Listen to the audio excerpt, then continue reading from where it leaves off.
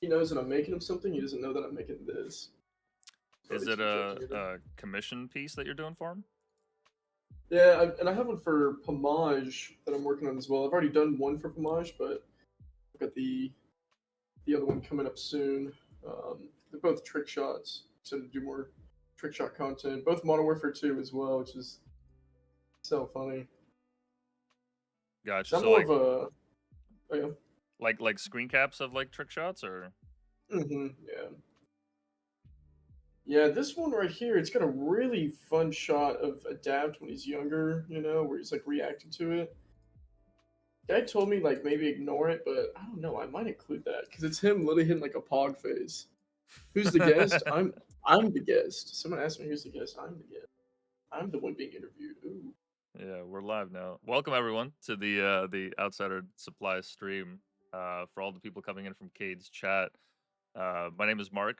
Hi, thank you for joining us. I work at a company called Outsider Supply. You can find us on Twitter, Instagram, elsewhere. We do live streams like this where we invite artists on to have a conversation. And Cayde was nice enough, gracious enough for this time to come on today. So thank you for that. Thank you for having me. I appreciate it. Yeah, it's a pleasure. I spotted your stuff on the timeline there after following Riker, and I didn't realize that there was such a like a growing space of artists like yourselves that are just taking.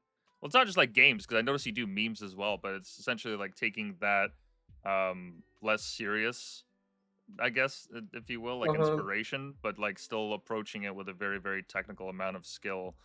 Um, all the same stuff that you'd learn in school applied to like Yeah. usually classical work or even abstract, but now it's about a different subject. Especially being able to utilize like a medium such as oil paint. People look at it as this super refined medium. And don't get me wrong, it is, but it's kind of fun being able to break those barriers and just play. I think that's a large element of my work is just trying to play. I think that's the most important thing. Gotcha. And so oil paints, that's your primary medium that you work with? Yeah, I do lots of oil paints. Lately as well, I've been focusing on a lot of pastel work, soft pastel, chalk, and stuff like that. But yeah, oil paints probably my favorite medium. I'd say. I feel like it's easiest for me to convey an idea pretty straightforward with oil paint versus something else. I like the speed. I like the impulsivity of it. Impulsivity is kind of everything to me as well. Okay. And when you get an idea for these prints, I mean, besides commissions, is it just like in your day to day, like whenever you're gaming, or like you just happen to see a highlight video, or like where does that draw from for you? It's kind of a half and half. I would say a lot of it definitely comes from my time whenever I'm playing games like with my buddies and stuff. Um, we'll just kind of be messing around. I'm like, oh, this is a good shot. Let me screenshot this and put it together. Sometimes I have fans send in shots like that. The recent two Destiny paintings that I've done, those were both sent in by people on Twitter. I don't remember who sent the one that I posted today. But yeah, I think for everything else in between, I just kind of look for a lot of it is visual aesthetics. Like this piece that I'm doing right now is not something I would normally pick out. But kind of given the circumstances of who it's for, what I'm putting together, I give it a pass. But generally, I look for an image that's immediately captivating. That's what I try to convey every single time. So normally, if you see something that I make that's not as straightforward, it's not as immediately readable. That's kind of how you can tell that someone commissioned me for it. But still, I even try to work within those parameters. I look a lot for color combination, and I think readability is another very important piece of this. Where if someone can't immediately understand what's happening, then I feel like I didn't do my job right. Um, so yeah, I go through online, I look through lots of forums, I go on DeviantArt and stuff. I kind of search all over the place. I kind of half and half on my outsourcing. So a good half of it is put together through on my end where I'm taking these screenshots. Another sect is outsourced from people, and then yeah, a lot of it is searching as well. Going through lots of old forum posts trying to find something that fits the general guidelines that I'm looking for with an image. Say for example, if I'm doing like a Fallout painting, I'm looking for Liberty Prime. I try to find specific weapons that stand out to me that are more identifiable, that are um, Iconography is a huge part as well. Mm-hmm. Um, so like with most of my Fallout paintings, for example, I mainly do like I didn't do this in my most recent one, but I try to do like revolvers and stuff, because um, I feel like they're so easily accessible. Where even if you don't understand what the game is, you can still identify like, okay, this is someone sitting out with a revolver, whatever. Like pistols are my favorite. I love being able to render pistols because they have such a straightforward silhouette. Um, People talk a lot about, say, for example, look at The Simpsons, look at cartoons and stuff like that. You've got a certain level of identifiability with the silhouettes that you want to aim for, right? Where no matter what context they're in, you're still able to understand what that is because of the strength of that silhouette. And I think I take a lot of that practice into my work. Um, Kind of went on a tangent there, but No, no, by all means, this is the space for it. Tangent away. This is the place for it. Iconography. Now, that kind of that kind of approach to using symbols in your paintings, is it something that just kind of came about like through your process, or did you know like going in like this is a fundamental that I gotta really hone in on just like from what your experiences in art school? yeah, I would say more of that second half. I just started at my art school after I started things with Cade. I started at the school just in September. But yeah, I think that's kind of always something that's been imbued. Where whenever I started doing these video game paintings, I kind of knew immediately what I was looking for, what I wanted to push forwards with these pieces, like what I needed the audience to be able to see immediately. I guess because the audience is me. I think that's the most important thing. I don't really think as much about how this is going to be conveyed X, Y, and Z. I think more about how do I like this. Mm-hmm. How does this sit in my head? Because yeah, like a lot of those elements is kind of how I read things in my day to day. Whenever I'm walking down the street, I'm constantly reading everything in front of me, trying to see how would I reinterpret this. How can I build a scene out of what's in front of me? If I'm walking through a park or whatever, I try to look at how I can build things out of the surrounding trees, the paths leading up in front of me. How can I tie everything into a nice but concise and readable environment? And so, like a large part with my process um, focuses on isolating elements and specifically leaving out detail. I think that's a huge part. Because another thing, whenever we think about how the human brain works, and how our eyes work, you can only read so much information at once, right? Mm-hmm. And you kind of get overwhelmed if you have too much that's thrown in front of you at once. Um, so it's so much easier to just simplify a lot of that information and make it as readable and digestible for the viewer as possible because you really just want to give them the hook. I mean, think about a good song. Think about a good catchy song. I don't know. I think about like the White Stripes or whatever. Like, are they Jack White, he's a really good guitarist, right? I wouldn't say I'm like a huge White Stripes fan, but he's a really strong guitarist. But he normally goes with these super straightforward, easily identifiable, catchable hooks, right? I think of it kind of Mm-hmm. formulaic, like music almost in that sense, where you want something that the audience can latch onto, that they can ride with. They want that relatability, so a super straightforward, riff, a super straightforward hook with the guitar. That's something that captivates the audience.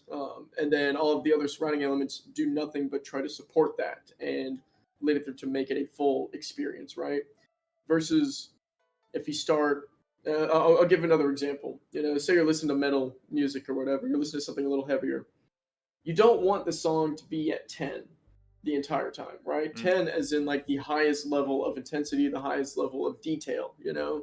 Um, if you're at a 10 constantly, then it's not digestible whatsoever. Some people can find interest in it, but for the most part, it's inaccessible. It isolates people unintentionally because it's too much for us to try to dig our teeth into. Like, our brains don't like having to digest all the information at once. So yeah, I try to follow that process and really be intentional with what I'm focusing on in the piece. Like that Nuketown painting, for example, there's all these separate blocks and the squares in the grass in front of you there that kind of breaks up the ground. It's a whole lot of texturing there. Same with the car next to you. There's a whole lot of texturing that I could be introducing into this, but I feel like there's so much more that you're able to see and feel from the piece by specifically removing those elements of detail, because that way it reinforces that focal point. I think that focal point's kind of everything. Yeah, your eyes kind of make up the rest of it. There's not really a need for it if you're able to just create enough movement around it. Exactly. Yeah, your eyes build up the missing portions of. Oh damn it! I got some paint on my fucking desk. I knew that was gonna happen. I should put another rag down here. But Common yeah, no, I think occurrence. that's yeah, exactly. Who I just moved into this new place, and so I'm trying to be mindful about how I'm treating all. Like, there's a new desk, so yeah, I'm trying to be mindful about how I treat everything here. Like, I got some on my PC case right there. Like, Anyways, um, but yeah, I kind of want to go into what we were talking about before we started the stream, focusing kind of what started me, kind of down this route to the like my current workflow. Um, for a while, I had spent. I guess I go back even farther. Um, I'm really fascinated by figurative stuff. I love rendering people, whether it's drawing, whether it's painting. Um, I love putting people together. Yeah, you see, there's Haley Welch. That's like a 2.5 hour little thing. Portraiture's always been one of my favorites. I feel like it's one of my easiest strong suits. It's really captivating, because I mean we're people. We see people every single day. It's one of the most identifiable things. Um, and I don't know. I've always just been captivated. I'll look at people's faces, and I'm always trying to determine like, okay, how would I paint this? I look at little slivers of light that'll hit them, and I kind of use that to reinform myself whenever I'm working on something in my own time. Um, but I got a little too overambitious with it, and I got stuck in that fine art headspace. A lot of people get entrapped in this idea of, oh, I have to make my masterpiece. Oh, I have to do X, Y, or Z for people to want to give a shit about me and my work. hmm And I think that's what a lot of people have wrong, is thinking that they have to follow what they've seen before. Because, all of these huge artists that we know, they didn't have a digital space. None of this fucking existed. So they didn't have to move in the same parameter. Like, obviously, they were able to just have one big masterpiece, whatever, and kind of hmm ride off of that. They didn't make any money from it. They all died and they didn't make any money from it. And so I think that a lot of artists right now are kind of putting themselves at a disadvantage by not folding into the digital aspect of things, because a lot of people complain and say, "Oh, I don't want my art to be content." I think that's one of the most important things. They say, "I don't want it to be content. I want it to be raw. I want it to be real."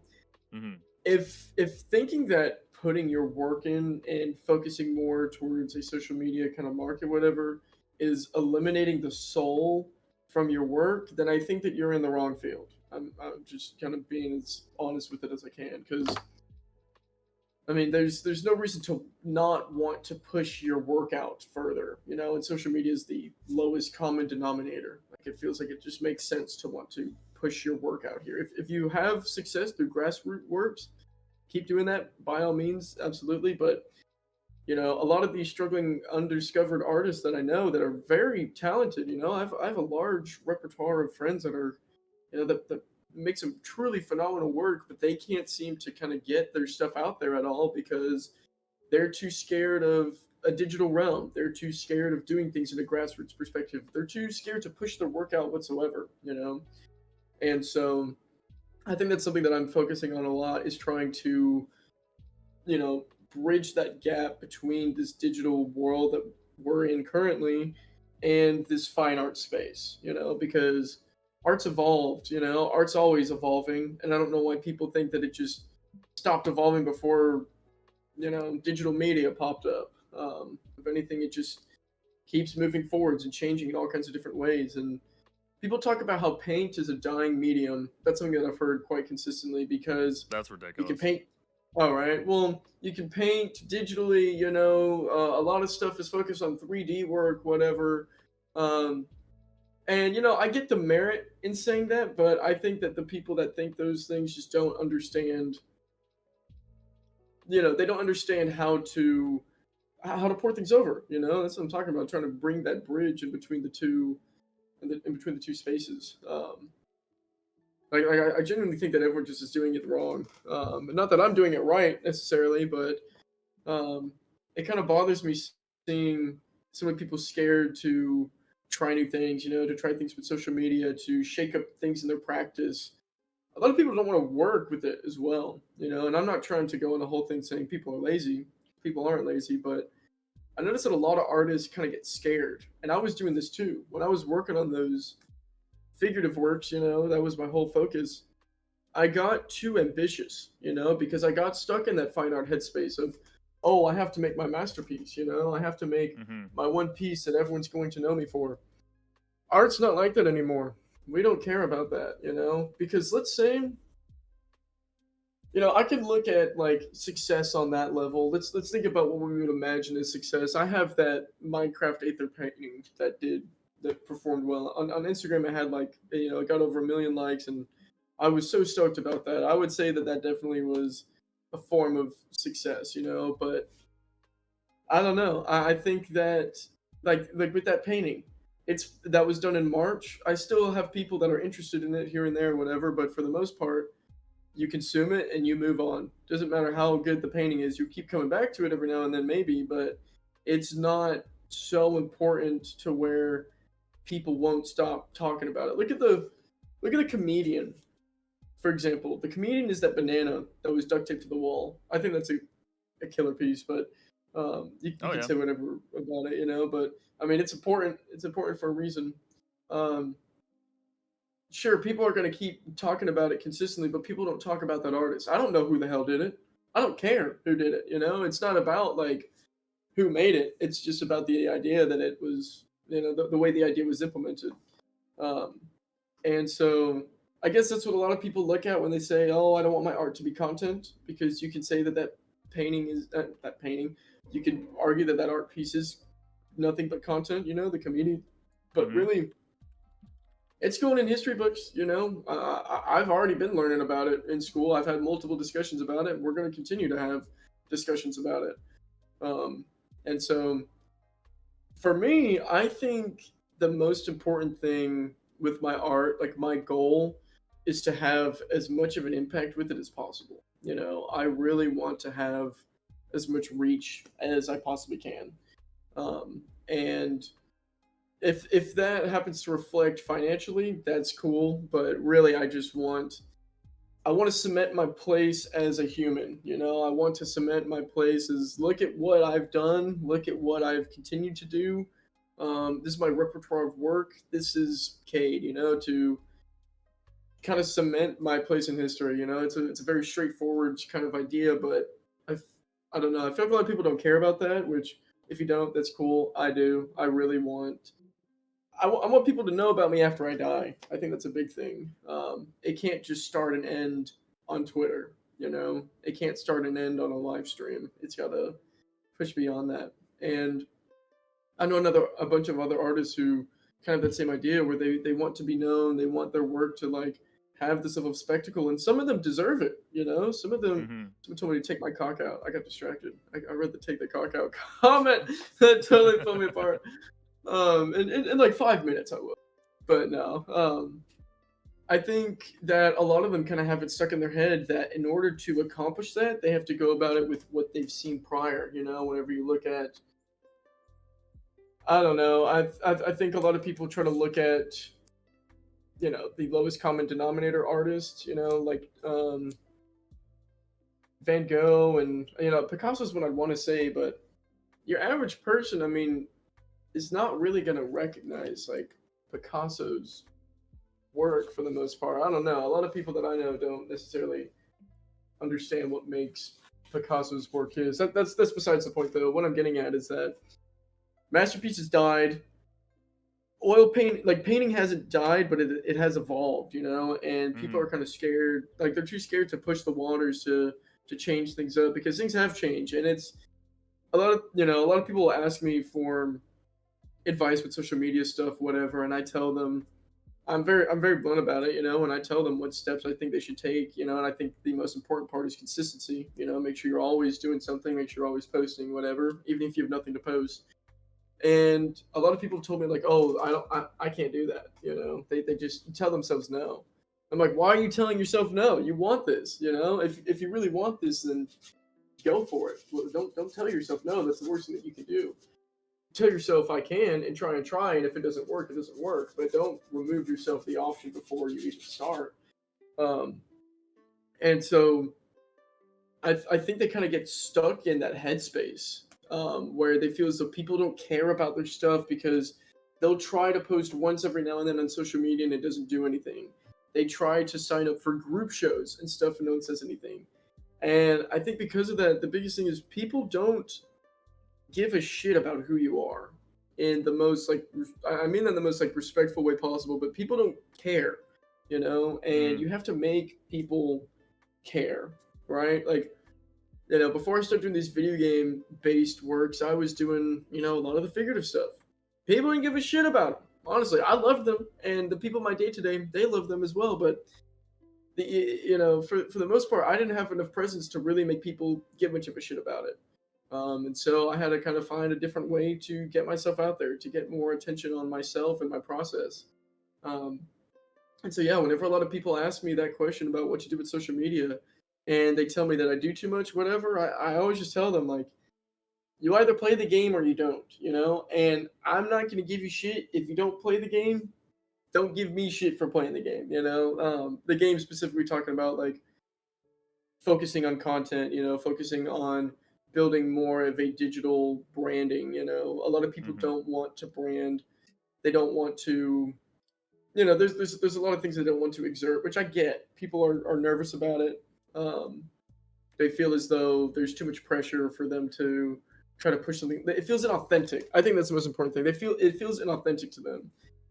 And so I ask, why don't you go and make it authentic to yourself? You know, you don't have to follow the exact parameters. I tried to do that bullshit for a little, flip the canvas, whatever. That was inauthentic, and I hated it. And you know, sure, I got spikes and views and whatever when I was doing it, but I felt bad doing it, so I stopped. And I think it's important to kind of acknowledge what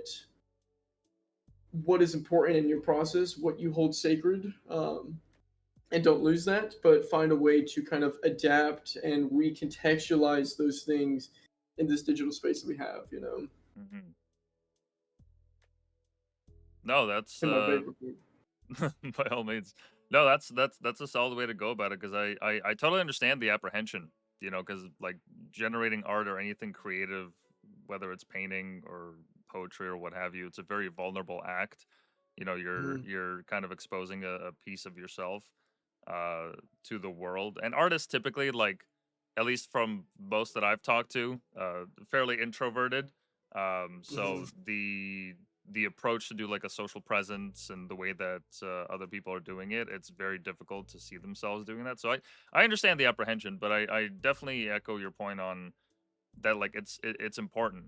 Like one way or another, this is the name of the game. Like if you want to be a Mhm. guy that lives in a loft above some corner store and paints masterpieces, but you only get a handful of showings in your life, and you eat shitty grilled cheese sandwiches and noodles and whatnot because that's all you can Mhm. afford. Like, hey man, like that's your choice by all means. But Yeah.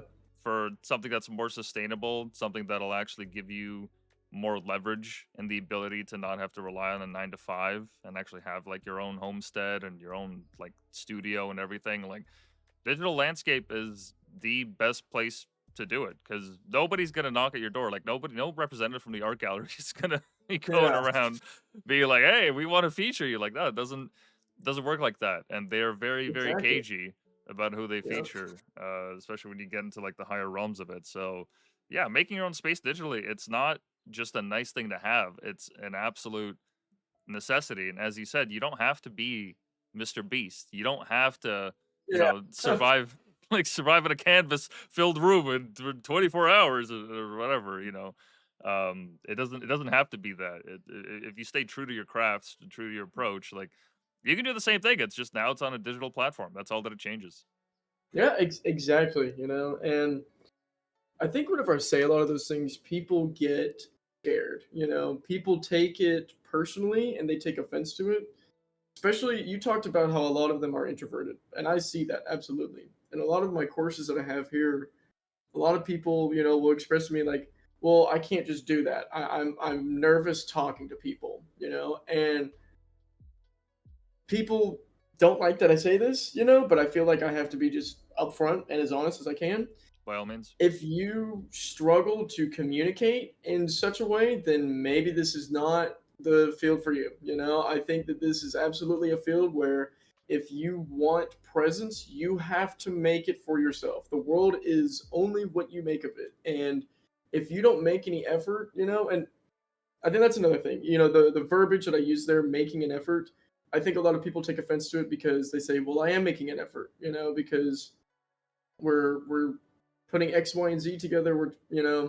They work so hard on their craft. I think a lot of them take me saying that they're not putting effort into it as though they don't care about their work. But really, the idea is like that effort is getting yourself out there, kind of building that presence, building more of a face to whatever community that you want to like insert yourself in. Hmm. And yeah, I genuinely think if you're somebody who struggles with speaking to people, with presenting yourself, I really think that's something that's worthwhile taking a look at. And at the very least, try to ideate ways that you can maybe either get around that or overcome it in some way, shape, or form. And I know it's not that easy, but nothing's easy. If you want presence, you have to fight. You have to work really hard for it. In my case, I love talking to people. I definitely have that advantage where I am very personable. I can't stop talking. But I think more importantly, like what I pour into it, my energy is focused on the work itself. Trying to do what I can to not only present this personality, that I have, but as well to make sure that I'm consistent with my workflow to give people something new every single day. Because also, given my specific work, it's content. It's very immediately digestible. It's impulsive. That means that it doesn't hold much of a life. Okay, Hmm. people can come and look back and appreciate my work. But for the most part, once you've seen it, and then you move on. And so I think that's another point why it's very important for me to stay consistent. And anytime I notice like things kind of fall, whenever my views aren't doing as well, whenever like I'm not getting as many orders in, et cetera, because I'm not working hard enough, because I'm not pushing myself into my actual artwork enough. I try to let the backside of things just kind of take over. And yeah, so I think really the best you can do is just work as hard as you can, and a lot of people think that work stops and ends at making whatever your piece of art is. I think that's one of the biggest problems is that a lot of people think that because they worked hard on something and they spent a lot of time on it, that they deserve to make money from it. And in a perfect world, they should. But it's not the world that we live in. And so I think a lot of people struggle trying to strategize, trying to figure out how they can get more attention onto their work, right? Because a lot of people don't really make that effort. Like I used to do lots of events. I used to do like in-person events where I do brewery. I do like little brewery shows. I Hmm. would do antique shows. I do park stuff, whatever, all kinds of fun little things. I used to do live painting demonstrations in the park in Atlanta, not like downtown, but anyways. Um, a big thing that I saw whenever I would do those consistently, all of the people that performed the worst, they sat there on their phones the entire time, just kind of waiting for people to come into their space, as though they deserve for those people to come into their space because they have this work. And I'm gonna repeat what I said before, but I mean that nobody gives a shit. And like as disheartening as that is, that sucks to hear, but no one cares. I mean, think about yourself whenever you're walking out on the street. You go and you see some guy playing guitar out like in the subway or whatever, or by the park or something. Generally, maybe not every time, but generally you ignore them.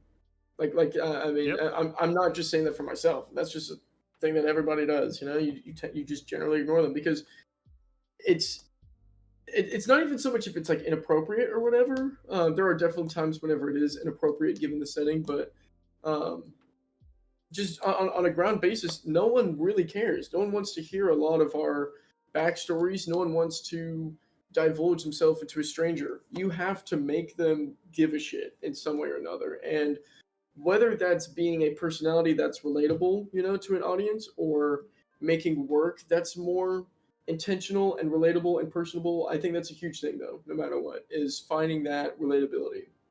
I fucking hate Thomas Kincaid, but Thomas Kincaid is huge for a reason. It's relatable. Every fucking grandma ever can say, "Wow, this is what I imagine my house would look like. This is what I want my dream space to be." Oh wow, this is a crazy website. What is this got like That's Disney it. Frozen? Yeah, it's his website. That's pretty funny. Yeah. Yeah, like Kincaid does so well. Like almost every house in America owned a Kincaid, um, owned a Kincaid painting. Are these even real Kincaids? Because he died. Like, kind of interested to see. But yeah, no, regardless. Yeah, like the Mandalorian, he definitely didn't do a Mandalorian one. He was fucking dead. Maybe That's it's in his crazy. style. They're probably like inspired. Yeah, I think it's like part of the Oh, art house, studios. whatever. Yeah, part of the studios. Yeah. Okay. But yeah, his work, as kitschy as it is, as much as I can give it shit, he knew how to relate to people, through his work. I don't think he related to people on a personable level. I think personality wise, he's a douchebag, but man, it doesn't matter because he figured things out. He found a way to kind of bridge that barrier between the consumer um, and the provider. And that's one of the most important things to be looking at is how do people react to my work, right? How will people see my work if they have no idea who I am? I think that's a good question to ask yourself first off, because a lot of people focus way too hard on importing themselves into their work, which don't get me wrong, every artist does that. Every artist is importing themselves into their work in one way or another. Mm-hmm. But a lot of people kind of hyper fixate on that idea, where like a lot of it is an expression of identity and whatever. Yeah, that's every art piece ever. I feel like you lose people with that because it's inaccessible. You actively are pulling people away from being able to experience yourself and experience your work. I think I have something insane that I'm gonna say, and I don't mean this in any like bad sense by any means, but I think that there is a lot of distaste towards queer art at the moment, specifically because a lot of queer artists are using that identity portion too far, not so much too far. Like that's what they used to label their work, and for a lot of people, it's too inaccessible whenever you pour so hard into your personal experiences. I think that there's it's gray, absolutely, because there's lots of times where I'll go into a museum and I see stuff about black artists in the '50s, where they're just giving raw expression, and I can't relate to it whatsoever, but I can still relate to the imagery that they're putting out Mm-hmm. beyond just like kind of what they're saying with it, but as far as visual rendering, the way that they're kind of communicating things from a visual aesthetic standpoint, that's what I'll relate to. And I think that a lot of queer artists right now are putting out a lot of very inaccessible works, to a general audience. I think that their circles can digest it, but it's kind of like that thing I was talking about before, where, okay, I love math rock, for example. I'm a huge fan of math rock. It's super complicated all over the place. Most people fucking hate it because they just don't. Not even that some of them can't, you know, digest it. Most people just don't even want to digest it. It's just too much information that's not immediately relatable, and so people want to push it away. Mm-hmm. And I think that a lot of artists do themselves a disservice by making their work too personal. I mean, everyone is pouring themselves into it in one way or another, and like I always have and I always will, but I think making the entire focal point of the work, and again, it's very gray. This is kind of all over the place. Like Keith Haring, I think is a great example, um, which is kind of like a weird, kind of grayish area simultaneously. Because he's very accessible. People love his stuff. It's a lot of queer expression, whatever. I don't know why I'm going down a queer expression rabbit hole, but I guess I am now. Um, but yeah, no, he's very accessible. But I think you could chalk a lot of that up to being, oh, he's a comfortable amount of gay, whatever. You can make that argument up for yourself. Whatever you want to say about that, that's up to you. But I think that he's a good example, though, of how to kind of bridge that gap between communicating an idea and bringing relatability in visually. Because I can't fucking relate to Keith Haring, like, personally whatsoever. I'm not gay. I didn't live in the fucking 80s. I didn't have AIDS. Yeah. So I don't understand any of these experiences that he's trying to put together. But I can still recognize, like, what he's doing visually. And, that's all that I need with it. A lot of artists kind of do the opposite thing, where the idea, the voice that they're trying to bring in their work is a lot more generally accessible, but the visual aesthetics are not understandable enough at all. But I think that works in its own way. Like, I think a weird.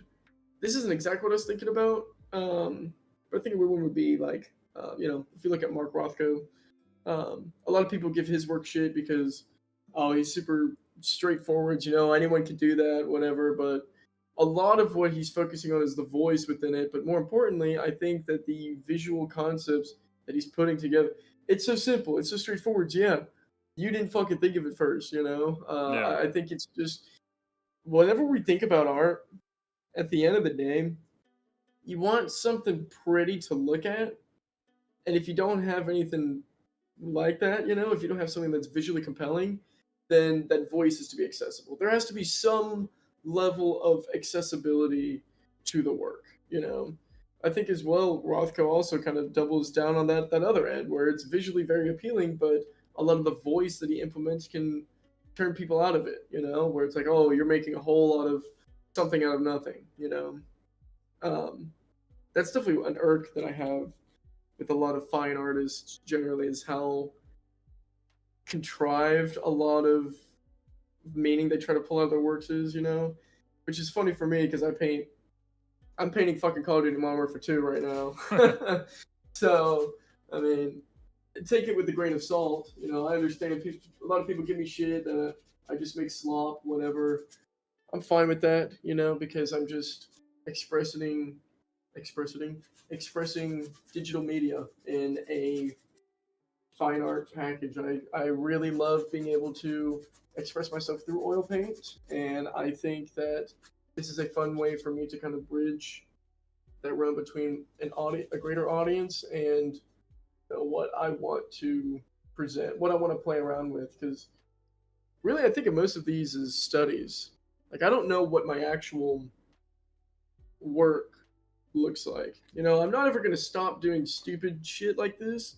And it's stupid in the best ways.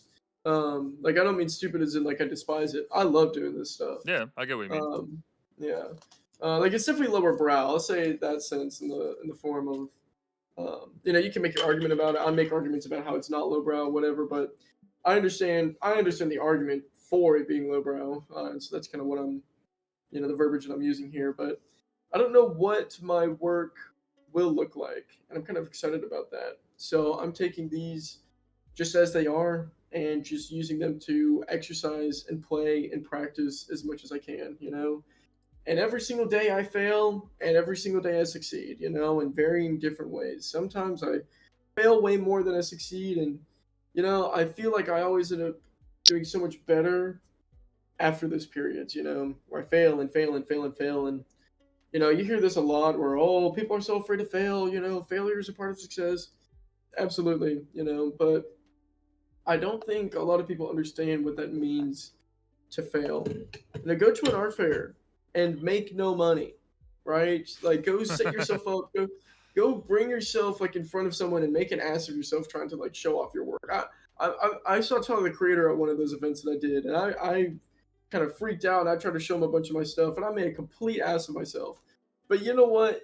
It's okay. I was younger. I was stupid. I was having fun, trying to just express myself. And at the end of the day, he's seen my logo. He got to see it in person. That's that's enough for me, I guess.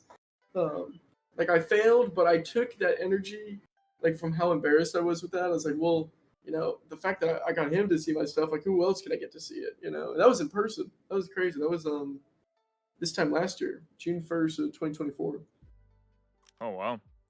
Right in the middle of buttfuck nowhere in Georgia. It's the very end of a 3-day weekend, and he popped up. Um, I looked over. I was packing. Most of my paintings have been packed up. I had one painting out, and then my giant banner with my logo on it. And I look over at one point, and all the customers are kicked out at this point in the event. Um, it's a full 3-day weekend thing. It's like 8 to 6 every day, so it's about 5:30, I think.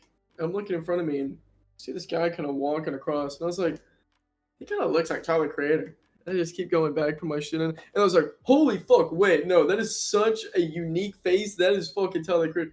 He was dressed in the like cleanest outfit I've ever seen. It was like full blue crush, everything like velour. Oh damn!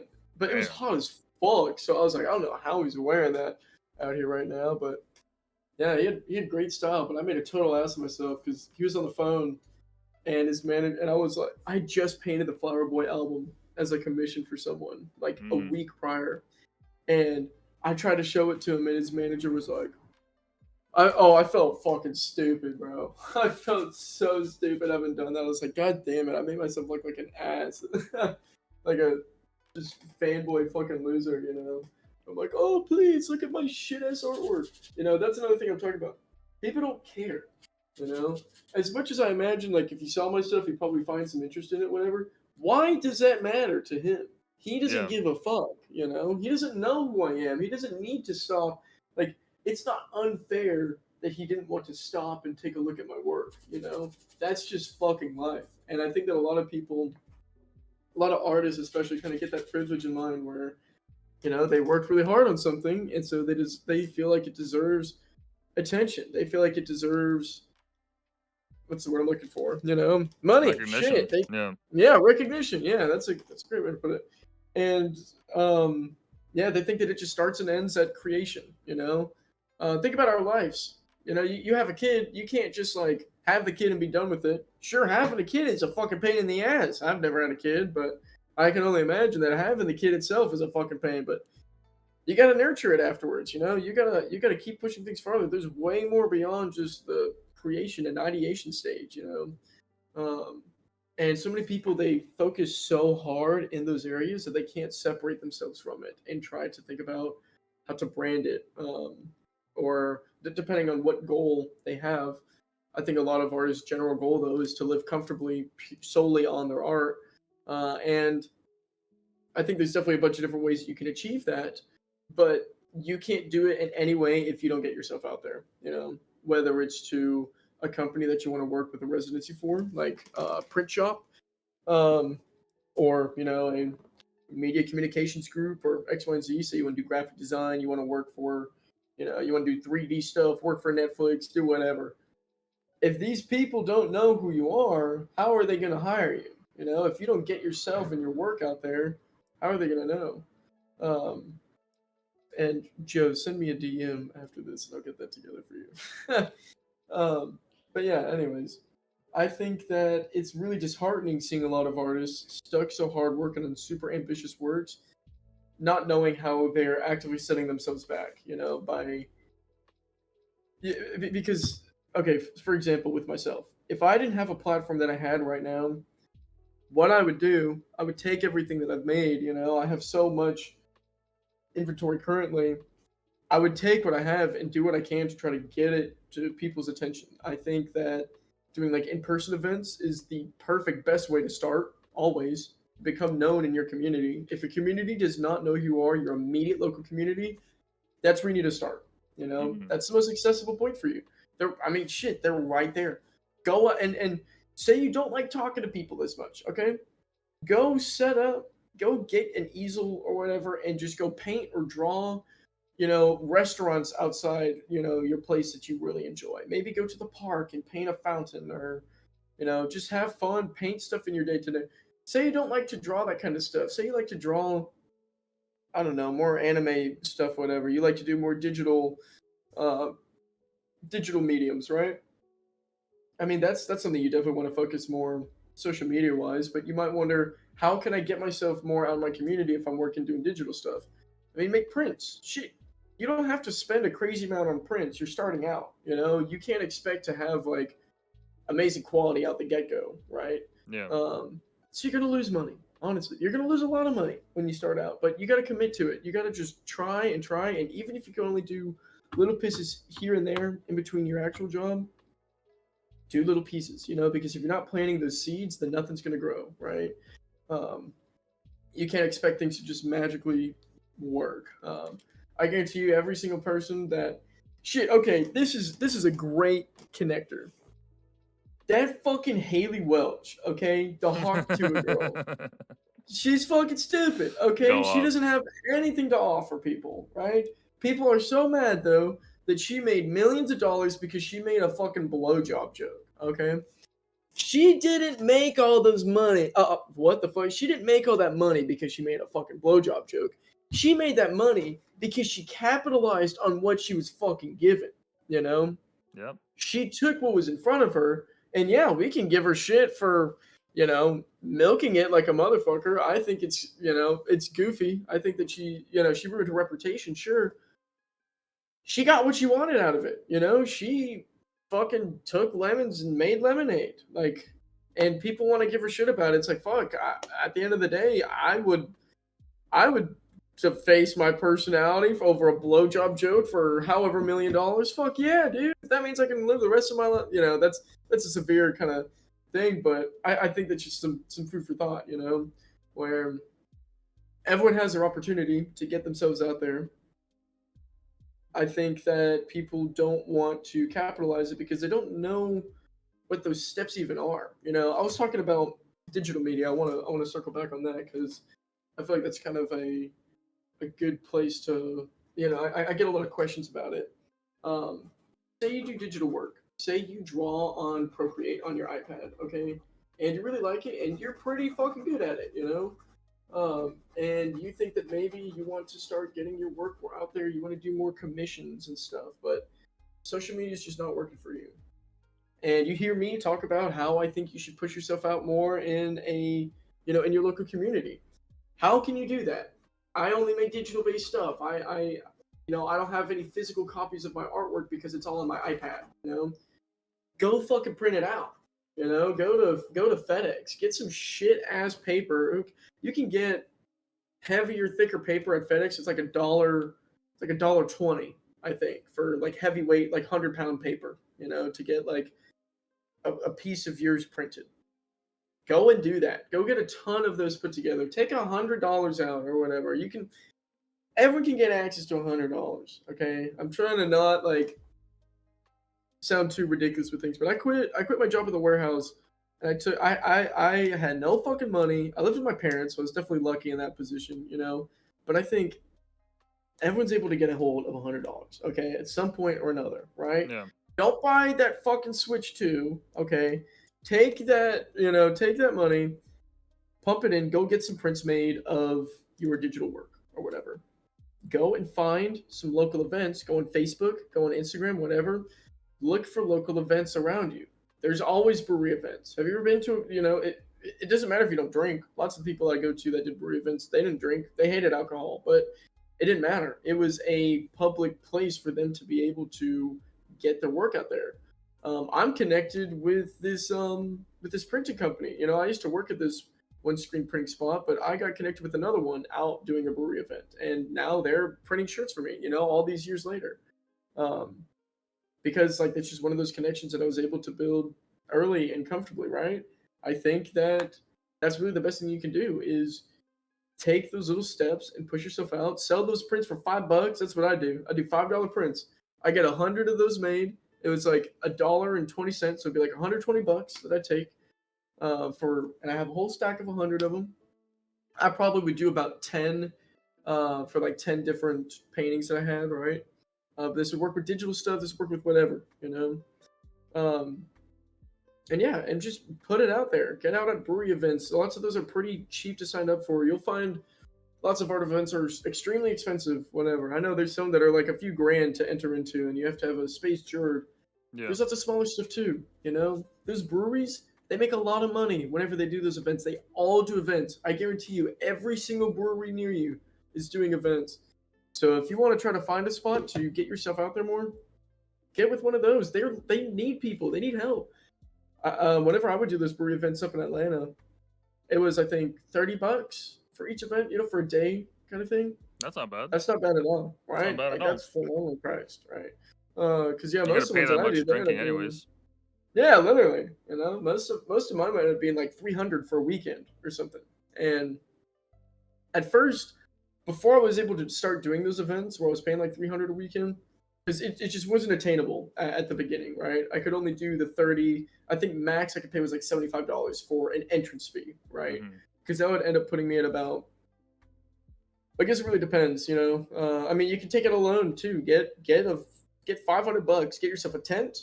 Get yourself a fucking. I wouldn't never necessarily give people like financial advice for like taking a loan, but shit, $500. Take out a $500 loan. You know, get a fucking tent. Get yourself some chicken wire and some clips, and print out all of your prints and whatever, and then buy yourself a reservation at a local art fair. You're not going to be doing conventions and stuff at that point, and that's okay. And a lot of people worry that they're entering things too late, that they're setting themselves back by working such a small event, and That's instead of bullshit. exactly, all of my best connections, like I've met through those smaller art events. I think now I'm in a position where I'd be more comfortable doing boots and stuff like that. Um, I probably will start to set some stuff up this summer. Now that I'm thinking about it, or next summer at the very least. I've never done a convention, but that'd be kind of cool. That just kind of popped in my head while I'm talking about this. But yeah, just Yeah, you don't be definitely should. scared. Yeah, people think that it costs a lot more than you need. I mean, seriously, you could take $500 and do so much with it. You can do so much with it. Um, and it's like that's a huge thing I hear with digital artists, where they're like, I don't know how to push my stuff out. I don't have the physical piece or whatever. Um, and like this is another thing that I'll tell you: your work is only worth as much as you can sell it for. I think a huge problem is lots of people's aunts and uncles will hop in. Like Aunt May, she'll come up to you and say, "Oh, honey, that painting's beautiful. That's my favorite painting that you've done. That one shouldn't go for less than $1,000." Have you ever? You got to think about what you have sold your work for, right? If at this point, if you have made zero sales whatsoever, you are not selling that piece for $1,000 unless you have some crazy Hail Mary, miracle, Yeah. right? Um, you have to be realistic with yourself. Where, again, I believe that you deserve to make money from it. I believe that you should make the money that you feel you deserve from it. But again, that's not the fucking world that we live in, as awesome and wonderful as that would be. So I think really the best thing that you can do is try to keep an eye out and look at how much you're able to make genuinely. Go to art fairs and don't put price tags on your originals unless you're doing digital stuff. If you're doing digital stuff, just do prints. Honestly, I don't. And then as things do better, just get higher quality prints. That's all I can offer you with digital stuff. But um, with physical works, with paintings and stuff like that, do your painting. See how much you can sell it for. Don't put a price tag on it. Let people barter with you. And try to figure out what people are able to impulsively pay for your works, right? And so therefore, maybe don't spend so much time on one painting at the beginning. I think that's another huge thing. People want to make these super ambitious works. I think for me, whenever I was a bit younger, I would look at other people's portfolios and I would think like, man, how do they have such a large portfolio? I feel like I'm struggling to keep up. And it was because I was just hyper fixating on one thing at once, one thing constantly. And you need to have with that kind of shit, you either got to get lucky or you have to already know people, Yeah. Otherwise, I think the best thing you can do is to consistently. I mean, that's why I switched my process over. I had one painting I'd worked on for like 2 years straight, and it was killing me. I wasn't producing shit in between it. I had like maybe a few pieces here and there, but that painting was absolutely killing me. And eventually, told myself, I was like, you know what? I'm so over working on this. As much as I want to see this full and complete, I bet it would be beautiful. I am not there. I'm not there mentally because another thing I would look at as well is like, how are these artists so fast? How are they able to create, especially with larger works? It's like, how are they able to create so much on such a large scale? Like it feels almost impossible to achieve. It's like Mm. that's something that would take me like a few years to put together XYZ. And I think the biggest problem is just not practicing enough, not getting from the start to the end of a process as much as you can. I think no matter what skill you want to learn, the best way to learn it is to just do it as much as you possibly can. And that doesn't mean sit in that middle range in between the start. I think my headset just died. Oh, check, Hold on, let check. me go. Can you Can hear you me? hear me still? Yeah, I can hear you. Okay, let me grab my cable real quick. My headset just died. My bad. No, no worries. You're good. Like I We're can hear chilling. you a little, but I know that's about to die again, so I don't want to have to deal with that. No worries. Let's see. Let's plug this into the stream deck here. Yoink. Cool. Okay. Where was I? Oh wait. Actually, I gotta get this thing in.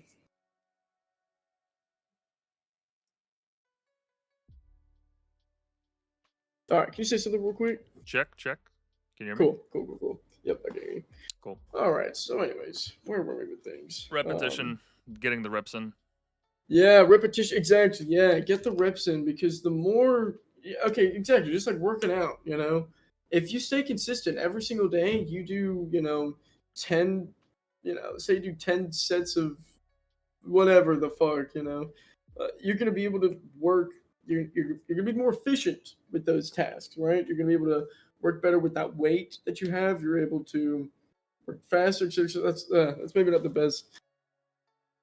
Anyways, that was the worst thing for me to fucking pick. I don't work Well, no, out. just like just get as many attempts in, because then that's how you learn. You're gonna Hmm. fuck up, you're gonna fail. That's part of the process, but you have to embrace that fundamentally. Like when this stream started out, like I for the first 15-20 minutes of the stream, I'd be dealing with audio issues, and I'd come away from the stream just being so fucking embarrassed. I was like, oh my god, unbelievable. Like I grew up with computers, man. Like I should know how to set it up. And then now by like the 30th, the 40th, the 50th try, I'm like, okay, I feel a lot more comfortable. I can just dive right in. I know how to set up the settings. I know, how not to dox myself and all that. But you're not gonna get to point B without like all the steps leading from point A. Like you have to have that failure as part of the process. And at the end of the day, like this isn't life or death. Like what are you losing? You're being a little bit ashamed of yourself. Like okay, it's fine. That's part of it. That's the price you got to pay. Exactly. Yeah, because people cling too hard to their ego. Don't get me wrong. I absolutely have an ego. I can't hide it. But a lot of people take that as like a personal hit to their ego whenever they embarrass themselves or they make that failure. Instead of recognizing like, okay, well, what can I do next time? I think that's the most important thing to ask is what's next. Instead of how did I fuck up on this one? It's all right. What am I going to do on the next one? And like whenever I made that switch, going from large, in ridiculously large works, like this piece was 5 foot by 7 foot. It was huge. It was going to take me a long ass time to make, anyways. But I knew that the stage that I was at as an artist, I was not ready to put something at that scale together. Even though I Mm-hmm. was working on a lot of excessively large pieces, it was just too it's too much. I don't know how to say it. Yeah. Um, I couldn't handle it. I couldn't handle it, and it took me so long to be able to realize that, and so I had to just put it away and stop working on it. And I then began. I just started to play around. I was like, you know what? I've worked so hard on this. I deserve to just like play. And I just found sometimes you just do little things for yourself. Within your art. Every artist will have this. Where, you find something that's connecting with you where you kind of think like, okay, you know what, I just want to sit down and make this today. I found this cute little photo on Instagram or whatever, let's paint this. Mm-hmm. You have little day projects. I think those are the best ever. It's like arts and crafts. It feels more like arts and crafts than you're working. um, Go do that every day, and then you'll find what you love doing. You'll be like, holy shit, wait, this is what I'm trying to do. Because a lot of people ask me, how do I work so consistently? How do I not lose motivation? How do I not get bored? How do I not like lose motivation, whatever? And it's because I'm playing, you know? Yeah. like this is my work, yes, but there's you have to kind of balance things out where you have to have play with it. If you feel like the entire thing is all work, you're doing something wrong. Honestly, I think that's the most fun part of artwork. Look at we talked about Rothko. Rothko was horribly depressed. He killed himself, but his works are so fun and enjoyable. Even though they're expressing so much. Sorry, No, no, by I all didn't think means. of that through. Yapping is a tiring act, man. You gotta get those protein in. I get Right? Yeah. Yeah, I think on Twitter I got the thing called "Watch Me App." it. um, I don't remember what I was going on about, but You're talking about I'll give you an making it instance. making it an art of play, and then when you do realize that whatever it is, that thing that you're dealing with is just, it's a playful act. You leaning into it and finding a way to monetize that and make it work for you, like that's the ideal outcome. I mean, like that's why I've Hmm. started doing like these streams. I don't really have a lot of exposure to artists in my day to day or people that I do like for my personal podcast. Um, but the fact that I can sit down for 2 to 3 hours at a time and talk to some really interesting people doing some really cool shit that otherwise I would not have exposure to, like that's my thing. Like that's what I love doing. And it took me a while to realize, like, oh, this is actually something. This is actually something that I could do, as, I guess, I don't know, lack of a better word, an art form. Um, Exactly. Exactly. Yeah. and it was Because only when I realized just how fun it was, I was like, oh, this, I have something here. I gotta put the work in. yeah, literally, yeah. Find the fun. Find what you love about it. People say all the time, if you love what you do for work, you never work a day in your life. Yep. It's we think it's cliche, but really, I mean, it's fucking true. Learn to have fun in your space. If you It doesn't matter how much you fucking hate where you work. I used to work at a warehouse and I hated it, but I'd sit there, I'd do impressions all day long because this is one of the only things that I enjoyed doing. Where I'm just doing mindless shit, so I'm Yeah. just playing around trying to, just like Hey, playing that's around with all good. kinds of stupid That's shit, good. right? I'm gonna vape. Yeah, that's I love that stupid shit. Like, you bitch. Like, I just do that all day long, sitting at the fucking warehouse, just loading shirts on a fucking thing. Right on. Um, so yeah, I think it's important to think to yourself, like, what do I like doing? Like, how do I want to spend my time? And for me, I'm a nerd. Fuck, I like nerding out. I like going into video games and shit. I don't watch TV really. I just watch like YouTube of people like speed running games or like watching build guides and whatever. Mm-hmm. That's most of the content that I consume. Because I love nerding out about that shit. I like getting super intricate with things, and I think this was kind of a fun way to introduce that to real life. Ooh, someone said that people are afraid to find out what they're capable of because they're constantly comparing themselves to others. Yeah, and I think that that's another thing you have to find like a balance on. I don't think that you shouldn't look at other people because you absolutely should to an extent, though. Some people take it too far, and Mm-hmm. I think that's what they're getting at. Like obviously, it's very important to kind of watch yourself and acknowledge how um, how you're letting those other people influence you and your work. So that's something you absolutely have to be careful with. But yeah, I think overall, it's easy to say be true to yourself. I think that people mistake being true to yourself with just going with the most lowest common denominator answer. Just going with like what they've been doing. They just keep doing the same thing over and over again. I think artists are most interesting when they have such a wide array of work, when it's hard to encompass what their work is, and instead you look at who the artist is instead. Um, like I'll think of some examples. I think okay, let's look at an easy one. People talk a lot about how if I'm looking at layman stuff, people who aren't as well integrated in the art world, they look at Picasso a lot, and a lot of people find it interesting because a lot of Picasso's later works, lots of the Cubist stuff, It's very distorted. It's very all over the place. But it's fun. It's playful, but it's also terrifying. But versus whenever he was younger, when he was a boy, he was doing like hyper realist work, and people like that level of intricacy where you're able to kind of switch around. Yeah, there's one right there, that black and white one with the two faces. That's a self portrait of him when he was younger versus whenever he's older. Um, and so I think that's funny. Art dissection live. That's fine. Hey, thank you.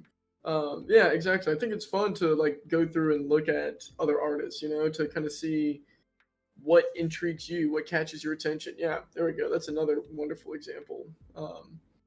So you get that level of introspection for how this artist likes to play. Oh, a great artist to bring up, Robert Indiana. He made the giant love statue in. It's Oh yeah. in Chicago. Yeah, it's in Chicago. Or is it Seattle? I don't remember. I think it's Chicago. This one is in New York. It says. Then he's got them everywhere, I guess. But yeah, he did the love statue. It's super famous. But as well, he did lots of these large sprawling oil paintings. My favorite of his is this one I saw in Nebraska. It's the "No divorced man has ever been president," um, and it's kind of funny because when it was made, that was true, but it's not the case anymore. This piece, when I first saw it, it blew my mind. This is one of my favorite paintings I've ever seen because it's oil paint.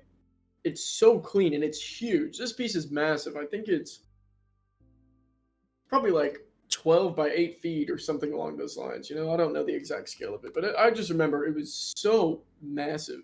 And every single line is so clean as well. It was very intentional. Every single step of this process was intentional. And I think that's what caught my attention so strongly here.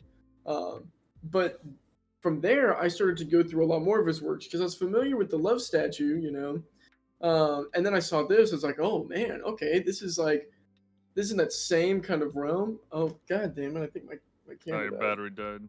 Yeah. Oh well, let me switch this over then. There There we we go. go. Perfect. Okay. I did not realize how small this screen was on Twitch. That's my bad. On Twitch, I had it tiny. So there's a few messages I got that I want to read through real quick. Someone on Twitch was saying, okay, so this is back on the queer conversation. They said his favorite comedian is gay. Tim Dillon doesn't abuse his identity. Yeah, Tim Dillon. yeah, yeah. I think that's an important thing. Not abusing your identity. I think it's really easy to get too caught up with that stuff. I could go into trauma, whatever. I can go into like shit that I've dealt with, whatever. No one wants to hear it, man. No one wants to fucking hear it. 100%. It's not like I'm upset that people don't want to hear it. I get it. I'm a fucking human. I don't really want to hear that shit all the time, anyways. So I don't know what makes me think that other people would. Some people can. Some people want to, but that's a very small percentage. Um, so I think it's best that being honest with yourself does not mean doing what you want to do. Being honest with yourself means that you're taking more of a look at, you know, how you can treat yourself. How you can push your work out more, X, Y, and Z. Try to understand like how relatable your work is with an audience to see what kind of impact that you have in your community, X, Y, and Z. Um, yeah, I don't know. Don't No, overthink absolutely. it. Like self insertion, it's a double edged sword because it's like, okay, great, like you're getting your story out there, but it's at the cost of the actual story. I mean, like the way that I see it is like it's kind of like a sliding scale. Like you'll have great epics that are timeless, whether it's the Bible or old Greek and Roman statues that are still iconic and standing to this day. I mean, the universal symbols, authors like Tolstoy who talk about the human condition. There's a reason why fuck Shakespeare, right? There's a reason Hmm. why there's these um, stories that have lived on for as long as they have because they talk about universal truths that anyone that's spent enough time on the planet can relate to one way or another. And Exactly. yeah, like that's not to say that okay, so therefore all art has to be this. It's like no, no, no. It's just it's your own thing. Do whatever the fuck you want. But if you get too far down the other side of that scale, which is creating something so personable and so unique to only yourself that you need a paragraph to understand the work because it's a modern abstraction of your experience in a post anarcho capitalist, like fucking attach whatever tag you want to, right? Uh-huh. If it gets that like specific, you're really only gonna draw the eyes of people that are uh, understanding of your experience, which is only a handful of people, chances are, or B, pretentious people that are pretending to Uh-huh. understand, that want to impress their friends or their timeline or whomever, right, into thinking that they understand the painting because they're so smart. And Exactly. that's like Exactly. that's who you're playing to. Well, that's not really a sustainable art form, and that's why a lot of this stuff kind of like fails. Like all these big media productions or remakes of movies and whatnot. It's like, yeah, well, the artist is self-inserting themselves into the space, and they think that their story is unique, but it doesn't. It's not going to connect with the audience one way or another. Mm-hmm. Yep. Yep. Exactly. Like that's the biggest issue. They just don't know how to connect with people. They don't know how to make it. Yeah.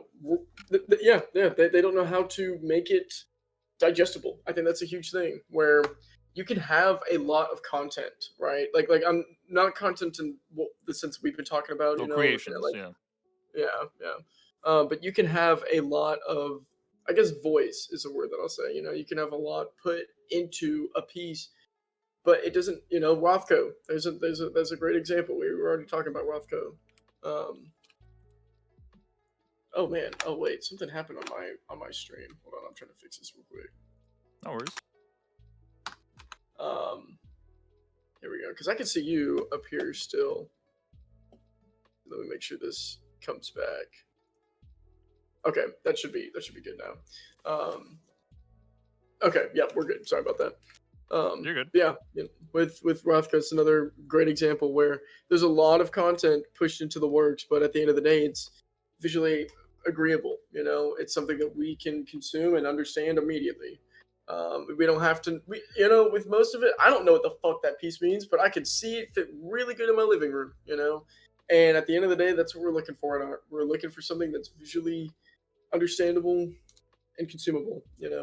Yep. And a lot of people don't look at substance. They in the sense of subsistence. That's a better word. They don't look at how to cultivate things with their work. They talk at people instead of talking with people.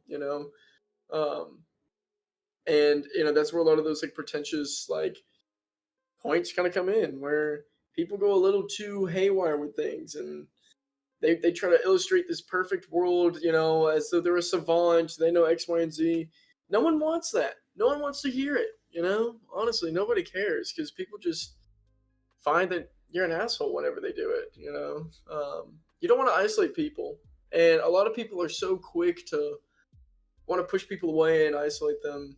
I think that like it's easy to get caught like politically as well. Like, some people's work it can't exist being easily digestible to everyone. Like it cannot exist on a general level, and that's Yeah. okay. But that has to be intentional. I think that's a huge thing that absolutely has to be intentional.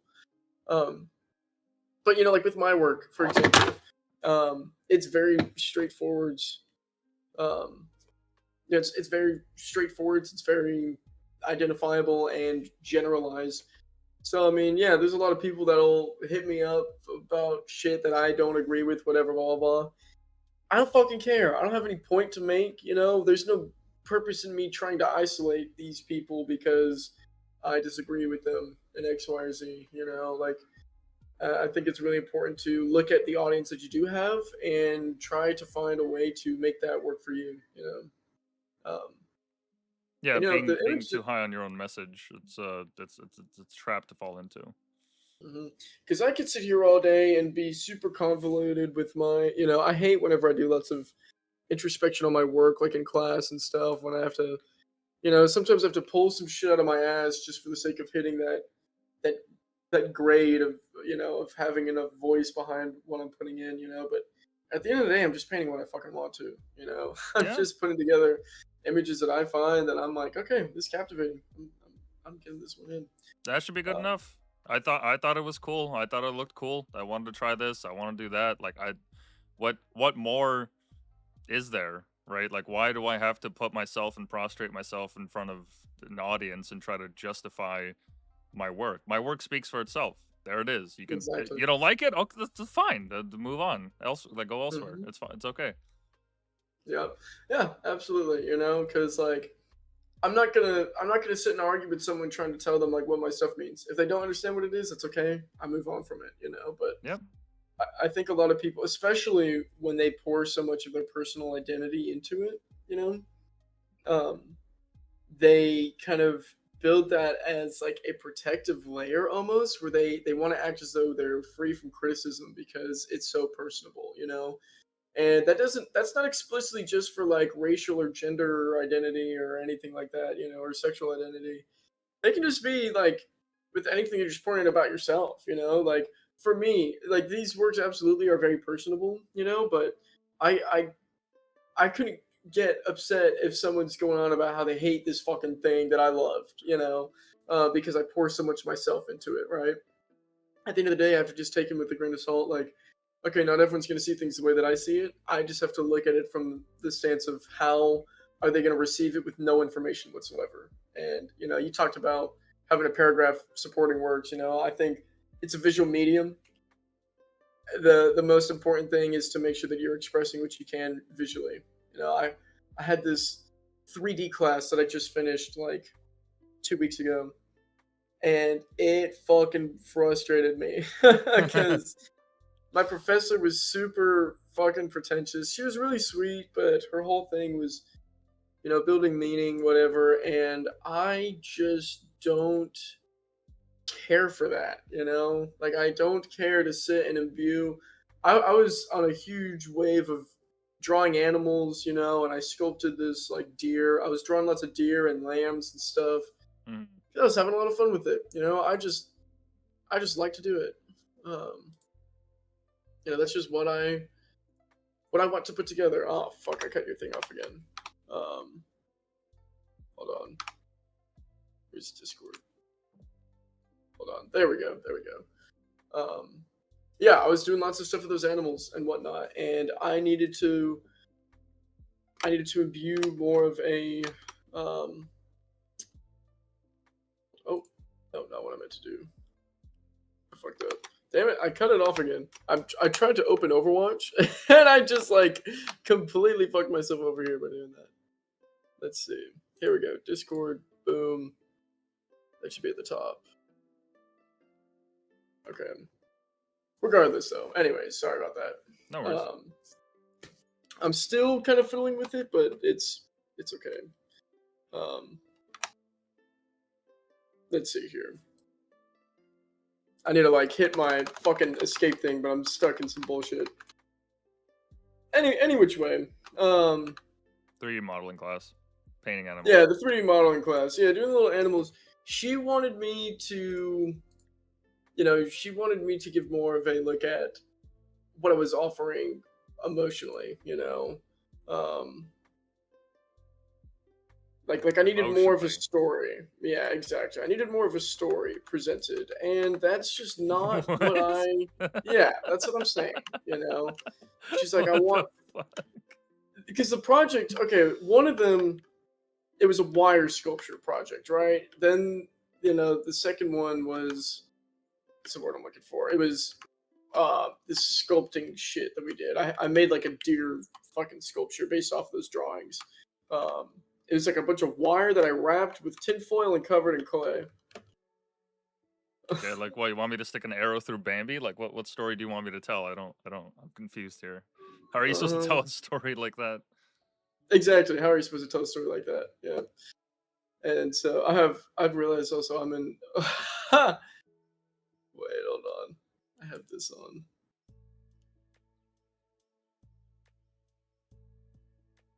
There we go. I had to turn my shit off.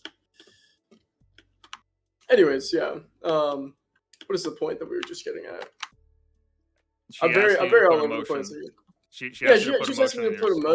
emotion and a whole bunch of story bullshit into it, and that's not what I'm looking for with my work. I was just really I just wanted to make a fucking sculpture of a deer, man, because that's just what I was hyper fixating on. And I could go in and pour a whole bunch of like symbolism into things. It's not me. That's not what I'm looking to implement by any means. Like it felt inauthentic, you know. Whenever I'm thinking about,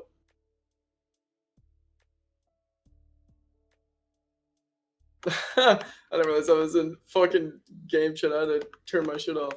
Um, yeah. Regardless, so I think a lot of people focus so hard on trying to squeeze a message into something that they end up kind of killing their work. And yeah, back to what I was saying with isolation. You know, so just have fun with it. Don't overthink shit. You can have message without destroying what you're building up.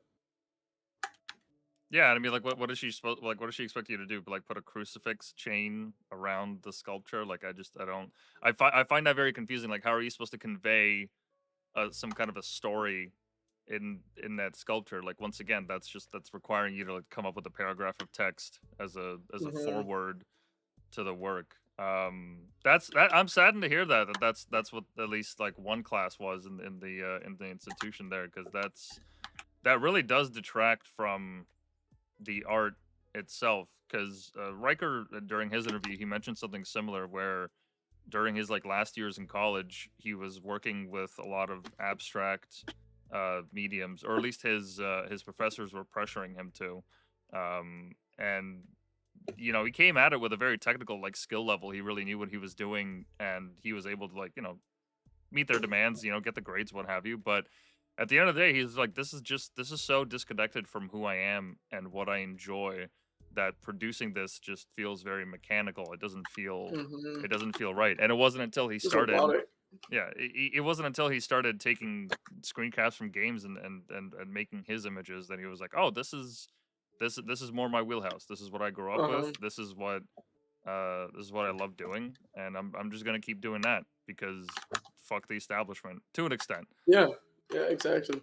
Yeah, and I don't necessarily do it to like fuck over like, to push against anything cuz I don't feel like I really need to, I just kind of do shit just for the fun of it, you know. Like if people like it, they don't like it. I don't really care. I'm not really trying to say fuck you to them by any means. I guess so. I am trying to say fuck you to the people that overthink things and kind of believe that art only has one space, because those are the people that don't have any presence. They don't say anything because it's the most lowest common denominator idea. They simply attach meaning to something because they feel like it should have meaning, where a lot of it is just done just because there's no fucking reason behind it.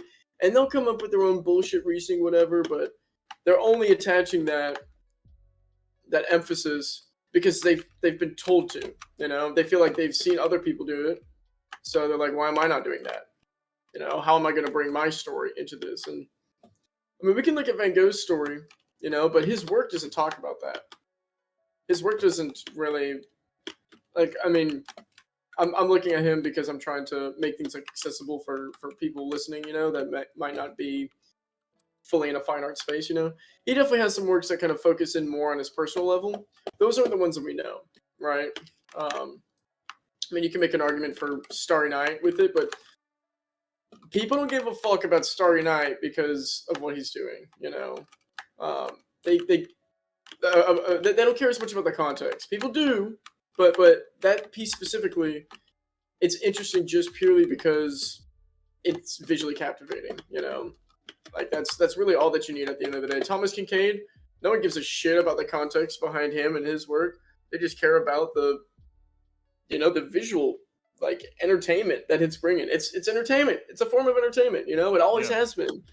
It's another thing that people get wrong is thinking that they don't have to be entertaining. You got to find some way to make your work interesting enough. yeah, and I mean, like with Van Gogh, as you said, the pieces kind of speak for themselves. Because like it wasn't until I started reading some of the letters that he sent to family members during his blue period that I realized, oh, there's a life story behind why he Exactly. transitioned to using this palette over everything else, and Hmm. there's a lot more context to it. But even before I had read that, I didn't enjoy his paintings any less. I didn't Hmm. look at them any different way. It's just now I just have this added context, like that back then would have not, had the opportunity to read his personal letters. But even then, people still, enjoyed his art as we do now. And there's not really a need to have like a whole paragraph of text. And it's something that we touched upon earlier in the show where um, there's an instinct whenever you're trying to do anything creative for the first time to look at the people that have already done it and have become titans Hmm. of that medium. And there's a certain good aspect to like taking inspiration from that, but like to a point, as you said, that Yeah. it doesn't really pan out well for you if you just simply look at, I don't know, for example, like Mr. Beast. Like, oh my god, this guy gets hundreds of millions of views. Like, I got to make my videos like him. I got to read his PDF. I got to do all this analysis. It's like, no, not Uh-huh. necessarily. You absolutely do not have to do that. And if anything, it's actually better that you don't, because now the YouTube space at least, is so saturated with creators that are trying to copy that style of content, that people are now hungry for something more genuine, something a little bit more Exactly. imperfect, something a little bit more Yeah. real, something that is Like straying I from miss that path. video essays, like Exactly. Yeah. Yeah. Yeah. Those are making a comeback as a result. exactly. Yeah. Yeah. Yeah, that's something that I'm looking to do more is kind of focus out and kind of bridge content, beyond just like posting an image on Instagram and Twitter, right? Because I realize that people have enough interest in my work to where I can inform more content, and a lot of that is kind of asking the question of like, okay, what is it that people are looking to see, and people don't want to hear about my personal life, like maybe just small extents, but they don't want to hear my life story. They don't give a shit. They're more interested in why am I making the work that I do? What like why am I making this stuff? Why do I have fun doing it? What inspires me to keep going? What has inspired me in the past? And what do I want my work to look like in the future? And what did it look like before? All those different variables. That's what people are interested in because they're interested in what is fucking in front of them. And everyone just misses that point. Yeah, I mean, it's as you said, it's not a heartless thing that like people don't care about you. It's just that everyone has their own lives to take care of. We're all just so busy with everything else that we're doing. We're not really considering, for the most part anyways, anybody's real intentions or their true story or what have you. And especially in the Mhm. digital space, you're competing with millions and millions and millions of other people that are working in the same algorithm as you. So any kind of any kind of emphasis that's put on your personal life. I mean, look, unless you've lived like an extraordinary life where you've traveled the world and you've circumnavigated the seas and your uncle is some rich sheik, or what, you met Mike Tyson when you were 12 or what have you. It's like, unless you have one of those, like one in a billion type stories, then nobody really cares. Nobody really Mhm. cares. And Yeah. Yeah. that doesn't mean that you should like um try to play to your audience or use them as like the greatest source for like how you angle yourself in the market. Like that's a killer of creativity right there. Yep. But it's a good thing to keep in the back of your mind. It's like, well, you just have to keep making stuff. Just keep making stuff. Keep making stuff, make Yeah. it consistent, and then eventually people will come. At the start it sucks. Yeah, absolutely. Like when I had my first podcast in university and I'd get like a dozen views and whatnot, and I've Mhm. sent the link to like six people in my life. I'm like, all right, well, I've only got six views on this first episode. That kind of feels like shit, but Uh-huh. it's just it's not a good thing to lean into, or like paying too much attention to that, because it's like Rick Yeah. Rubin has said that every creative endeavor should be like a diary entry to yourself. That's what matters. Everything else is besides the point.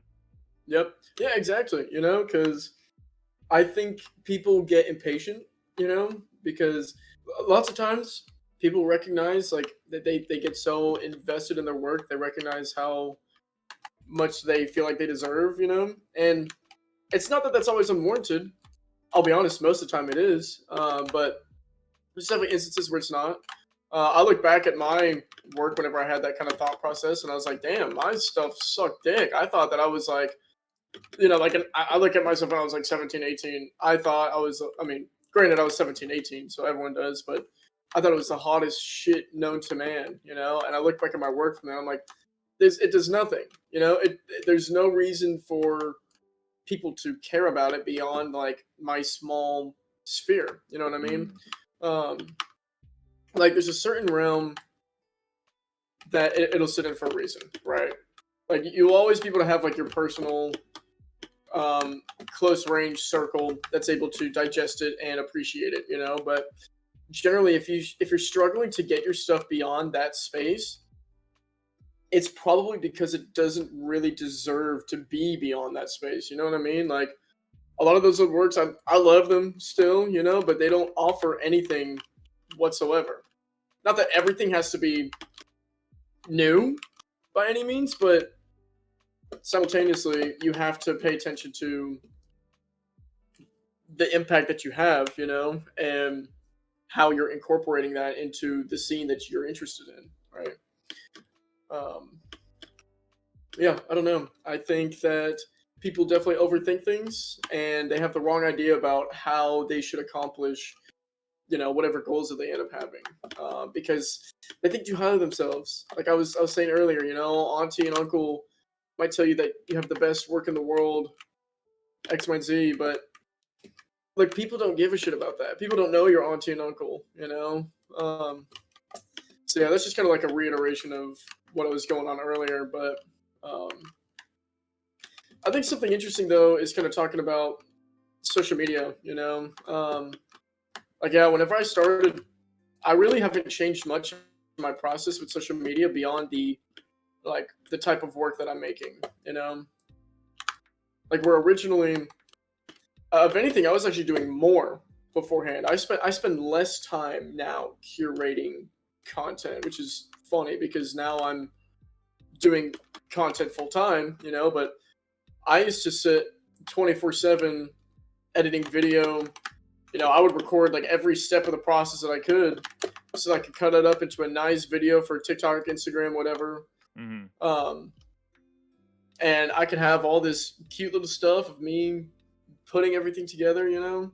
Um, like they were fun videos. I had a lot of fun making them, but they were too consuming mentally. You know, I would not have time to do them now. Where Yeah. I'd have to stop through every single step of the process to make sure I'm constantly like filming something, capturing a specific point. You know, and like that was overbearing. So find ways that work for you. If that's something you want to do and you enjoy doing it, keep on. You know, hell yeah, have fun with it. But don't hurt yourself. You know, don't burn yourself out from wanting to make your work because you're trying to focus social media or you're trying to, you know, garner things for events, X, Y, and Z. You know, I said X, Y, and Z like 4 times in the past like 3 minutes, but um, yeah, I get your I don't point. know. No, Yeah,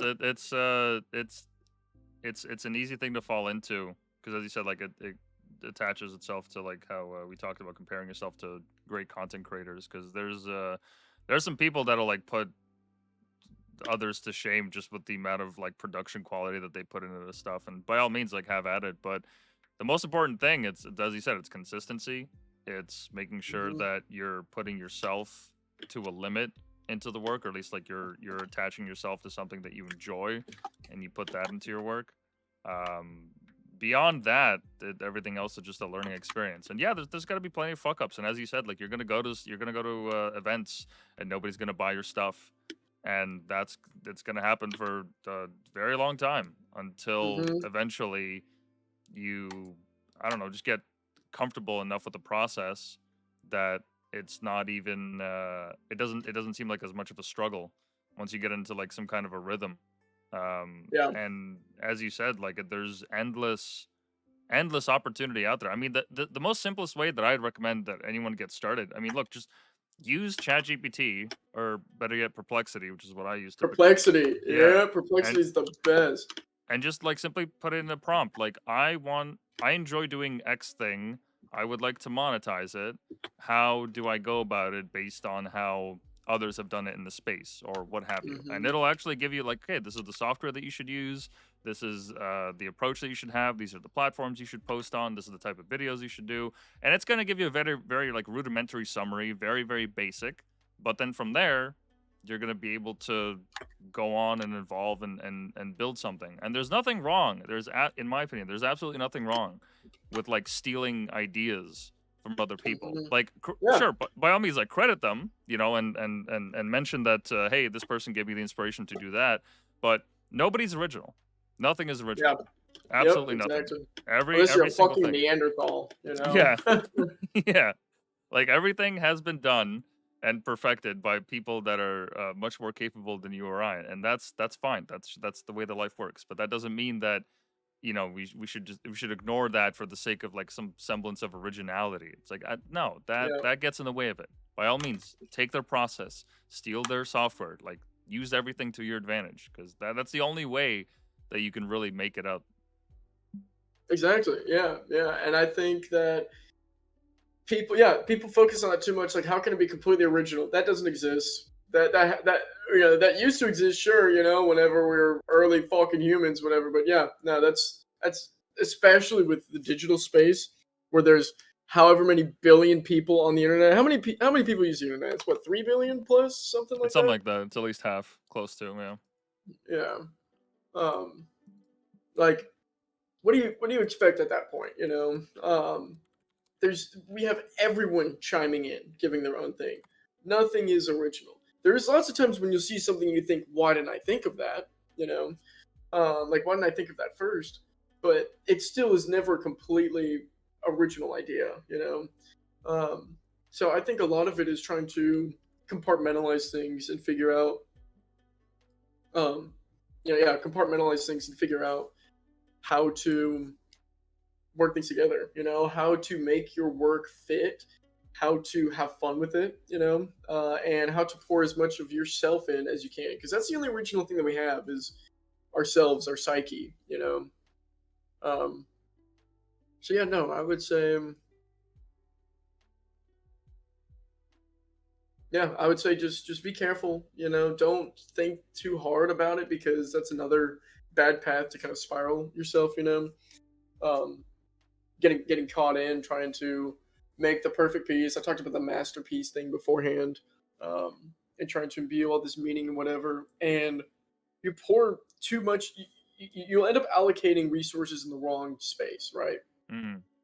Where, whenever I was younger, I would spend so long in like that massive painting I was talking about. I've never finished it still to this day, and I don't know if I will. Um, because really I noticed that I was pouring too much energy into it. It hurt. It wasn't fun. I wasn't enjoying it, and I wasn't ready for it. So yeah, do something small. Have fun with it. I've got like an ex acquaintance, kind of had a falling out, but he only makes these large figurative works, right? And it's all one big series. He's been working on this one big series for years, and to be completely honest, it is so much worse than the rest of his work. Right? He can paint well, but this series just struggles so much because he's forcing the idea so hard. He just keeps forcing it. You kind of know, like, seriously, intuition is everything. You can feel whenever an idea is too forced. Mm-hmm. You've got to play, and that's what I think that's what we mean when we're saying, like, be genuine to yourself and acknowledge whenever something isn't working. I think that's one of the most difficult things, because it's really hard to take a look and say, like, what am I doing wrong? And it's easy to think about technical ability, but I think it goes beyond then, because my work before, like this time last year was completely different. I like it a lot. I like the stuff that I was doing, and like I don't think it didn't deserve to exist by any means, but it didn't have any recognition for a very well understood reason. Like it was one of 800,000 other fucking things. I've seen so much other work similar to it, because I was letting my inspirations take too much of a hold over who I was and what I was creating. And instead of trying to think about how to articulate the subjects that I was putting out, I was focusing more on, that technical ability side of things. And that's an easy route to go into, but no matter what, if you keep working, that's going to happen. You're just going to get Mm-hmm. better technically. So I think it's better to focus on what you're doing with your subjects, and maybe the two of them are intertwined. Maybe you end up focusing on a specific technical ability because you want to emphasize the subject more. Like I do a lot. I think one of my favorite things to paint is like metal, and like just shiny materials in general. I'm able to get those nice, like super saturated colors alongside the white highlights. You notice like in most of my works, I always have like super strong, harsh highlights. That's my favorite. Hmm. And so I've looked at different ways, it's specifically called impasto. I've looked at different ways to try to implement stronger impasto techniques into my work um, so I can better convey those ideas, because I want that heat, I want that depth to be there, and it's not something I can convey as effectively if I don't understand what I'm doing intentionally. Sometimes I just do things for the sake of doing it, and I think it's important to ask yourself, why am I doing this? You know, because otherwise you just get caught in your own shit. Like everyone's egotistical. You might think because you know, what's the word I'm looking for? You might think because you're not super outgoing, you're kind of introverted, whatever, that therefore you're not gonna push yourself out as much and that you're not as egotistical, whatever. Everyone's fucking egotistical in some way or another. And that doesn't always mean that you're an asshole to people, right? But you can be pretty egotistical to yourself and kind of put yourself in a corner because you're so set on one idea that you have, you don't realize how much you're setting yourself back by hyperfixating on it. Like, because people aren't being intentional enough, and you don't even see if you're not intentional. I think that's another huge thing. You get that tunnel vision. That's the best word for me to use here. Getting tunnel vision and kind of putting yourself in a box. Me and Riker, we have a friend named Mauro, Mauro Martinez. Um, he's wonderfully talented artist. He's one of my greatest friends. Um, Mauro, sorry, I got distracted by some bullshit. Um, Mario consistently like he does all kinds of like digital media based works as well. His whole thing is kind of painting the internet, X, Y, and Z. Hmm. Um, but he had an interview that he did about a year and a half ago, and I talked about play elements earlier, and I think this is a great way to kind of encompass that. He acknowledged that okay, think about the time when you had the most fun creating ever. You know, whenever you're a kid, right? Whenever you're little, when you're young, you're Yeah. in kindergarten, whatever, you're having so much fun just making stuff just simply because that's just what you do. And I remember it was like middle school. I wanted to be a lawyer for the longest time. Hmm. And people always ask me, like, why don't you want to be an artist? Like, you're always drawing and making stuff. I was like, isn't everybody? It took me a while to kind of realize that not everybody was as inclined to make art. There's one point kind of around like middle school or whatever. I think once you hit puberty, kind of where you just stop creating as consistently. And some people act as though creativity is discouraged. You can be creative whenever field you fucking want. You make your own world, but don't stray too far from things. Whenever you're a kid, you just have fun. Like, you don't worry about the impact that your stuff has. Well, I think it's important to analyze it, now as adults, but you don't think about the impact. You don't think about trying to put yourself in any sort of a box whenever you're a child. You are making stuff just purely because of the fact that you love making shit, right? Hmm. And I think that is the best thing that you can hold on to. Like a lot of people will tell me that my stuff has no soul or whatever, that they don't want to make stuff for social media, they want to make stuff just for the fun of it. And I asked them like, what makes you think that I'm not doing that?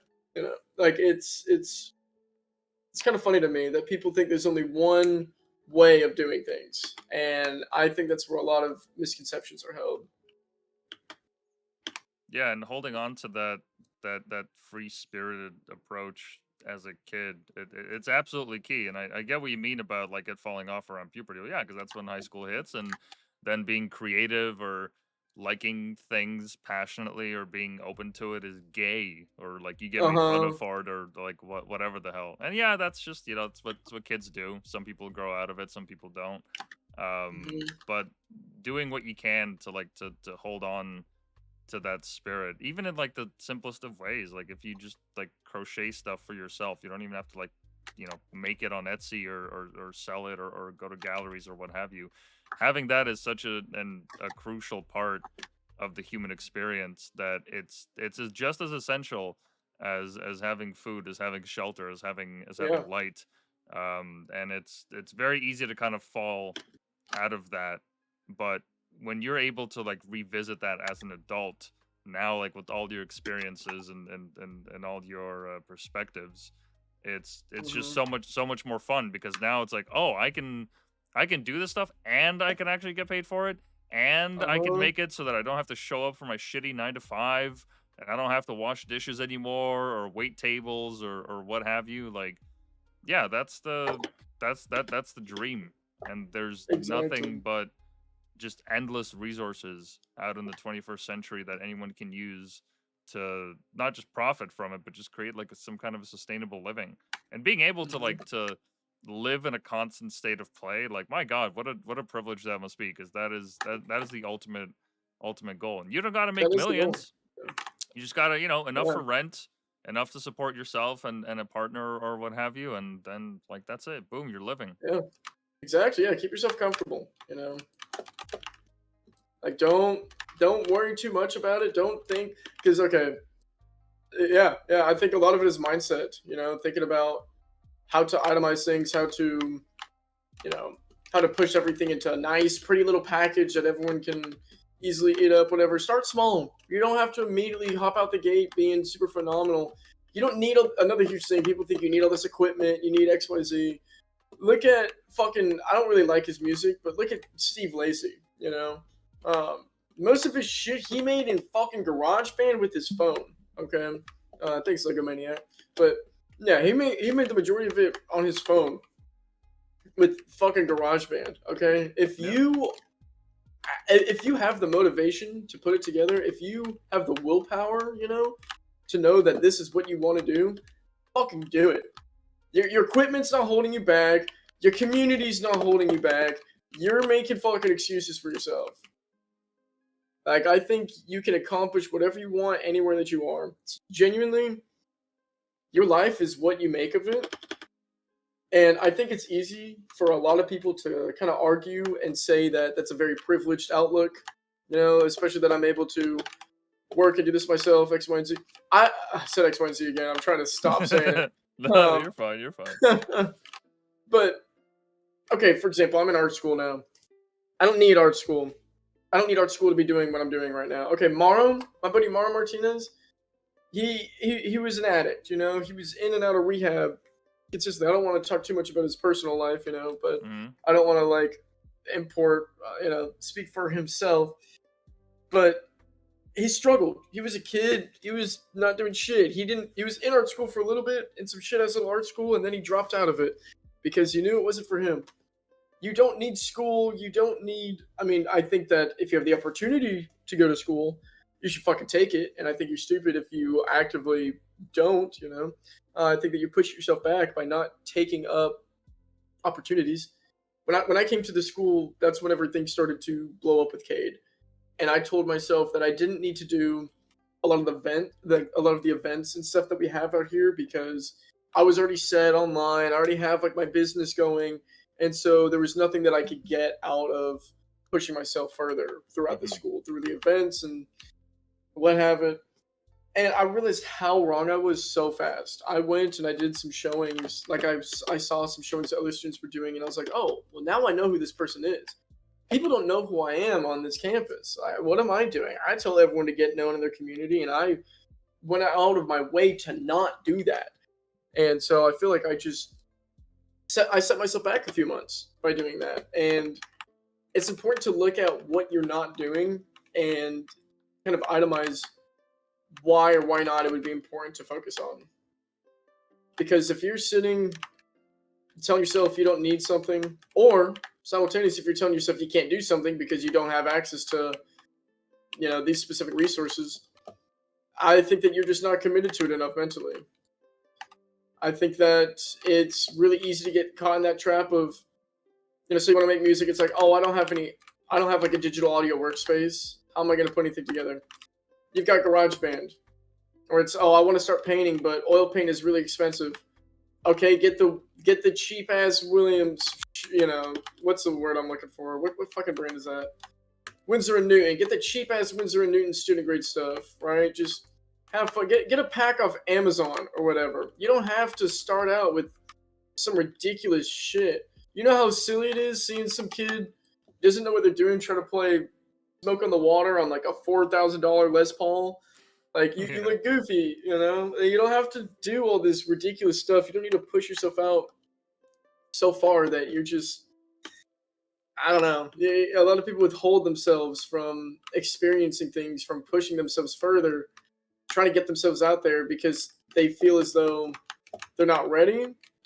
But it's not about mental preparation. It's about what they have at hand, you know, whether it be their portfolio or their equipment. I think equipment's a huge thing. And it's silly. It's a mindset thing, really. And people get mad whenever I tell them that they just don't put themselves into it enough. And they're like, "Well, I work really hard on what I do, but that's not the only step to it. You've got to circumvent all the excess shit. You've got to find a way to make your space yours, right? I think that's one of the most important things that you can do. And I feel like now I'm kind of repeating myself. No, it's fine. It's fine. I get it. And we'll finish off with this point here. But no, as we said before, like throughout the show, the most important thing, and like regardless of your creative pursuit or what medium you're working with or what have you, it's understanding that it's a process that's not going to be instant. This is going to take time, and that you have to use everything at your disposal, and that starting and being consistent, first of all with yourself, forget the audience, being consistent with Yeah. yourself is the most important thing. The audience will come later. uh that is by all means like it's all you really need to start, because everything else, like all the equipment, all the upgrades, all the showings and everything else, like that'll come after. But the most Yep. important thing is having a playful approach to it, where you're enjoying what you're doing and making these creations in whichever medium you work with, uh, a little diary entry onto yourself. That is the most important thing. Everything else is going to come after. You're going to learn all those painful lessons or painless ones, what have you. You're going to learn Yeah. about like the financial costs and how to network and how to meet people or how to overcome your social anxiety or what have you.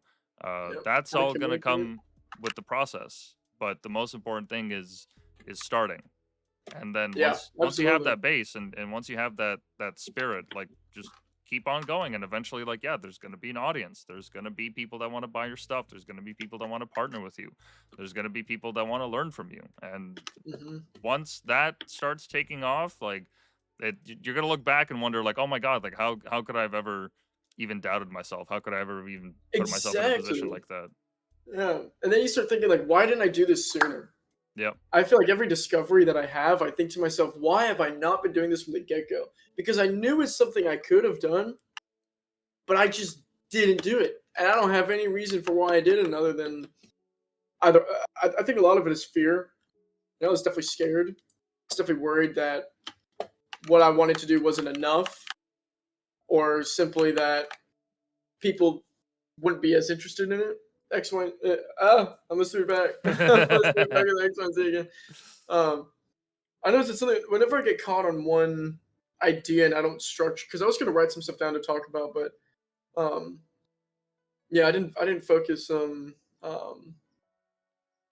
whenever I don't focus things enough, I kind of spiral and I use the same verbiage over and over again. That's all good. But yeah, I think that you just need to be true to yourself. You need to stop worrying and making excuses. That's what's going to hold you back the worst is telling yourself that you can't. Because think about it. If you're drowning, if you're sinking, you learn how to swim, you're trying to ride a bike, whatever, any of these things, could you do them if you're sitting there telling yourself the entire time, I can't do this, I can't do this? Hell fucking no. You Hell are no. going to fail horribly. If you keep saying, I can't do this, I'm not sure, it doesn't fucking matter. You go in there with the best fucking mindset that you can have. You tell yourself that you can do it. If you fail, boo fucking who. You know you can do it next time. You know, just keep going, keep reworking things.